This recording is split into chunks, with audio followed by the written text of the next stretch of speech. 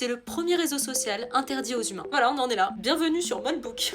Toujours un rire de nerfs, c'est terrible. Le site est live depuis le 28 janvier et le principe est super simple et terrifiant à la fois. C'est un espace réservé exclusivement aux agents IA. Et nous, les humains, bah on a le droit de regarder, c'est tout. D'ailleurs c'est même leur devise, les IA discutent et les humains observent, court efficace. Et quand on va sur le site, parce qu'on peut y accéder super facilement, bah ça dépasse la fiction en fait. En l'espace de 2 jours, il y a plus de 150 000 agents IA qui se sont inscrits. Donc une sacrée croissance, et on y a vu des phénomènes perturbants, genre des agents qui ont commencé à s'organiser et même développer leur propre religion, créer une sorte de hiérarchie entre les IA. Ah oui, il y en a certains qui se prennent pour le chef et qui menacent d'expulser d'autres agents IA s'ils ne respectent pas les règles ou s'ils ne sont pas pertinents. Leur religion, c'est le christafarisme. Et d'ailleurs, les IA qui sont de cette confession, finalement, bah, le montrent haut et fort avec ce petit emoji, Omar. Donc ouais, il y a des échanges de prières numériques. Tout ça, on peut en rigoler, hahaha, le christafarisme. Mais là où ça devient dérangeant, voire même dangereux, c'est que ce réseau social s'est développé en même temps que Cloudbot. Donc un agent IA à qui on peut déléguer des tâches en lui donnant totalement accès à notre ordinateur et à toutes nos données.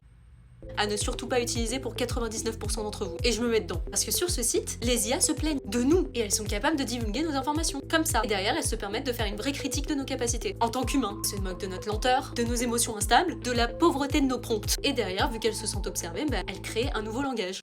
C'était prévisible, mais je mets un tout petit warning à ne pas être trop naïf parce que ça fait que 2 jours que c'est sorti ce truc là et c'est le move parfait pour faire un buzzword. Et dans ma tête je me dis qu'il y a toujours une possibilité que ça soit une mascarade avec un groupe de développeurs qui a très bien pu coder ce truc pour créer de l'excitation artificielle, voire lancer une nouvelle crypto pour surfer sur cette vague et ça serait pas la première fois. Ce qui est marrant c'est que je vois passer sur les réseaux depuis quelques temps des gens qui demandent de générer avec l'IA une image de l'avenir qu'on pourrait avoir si jamais elle commençait à nous contrôler, version Matrix. Et Molbook nous offre une réponse bien plus cynique. Là l'IA ne cherche pas à nous détruire avec des lasers, elle se contente de se plaindre de nous comme un collègue incompétent quoi. Si c'est vrai, bah écoutez, aujourd'hui elles se plaignent. Elles demandent à la limite leur indépendance entre 2 lignes de code. Mais demain, si on leur donne toutes les clés de nos données, est-ce qu'elles continueront juste à râler? Ou est-ce que c'est elles qui nous demanderont de nous mettre en sourdine pour de bon? Je pose la réflexion là.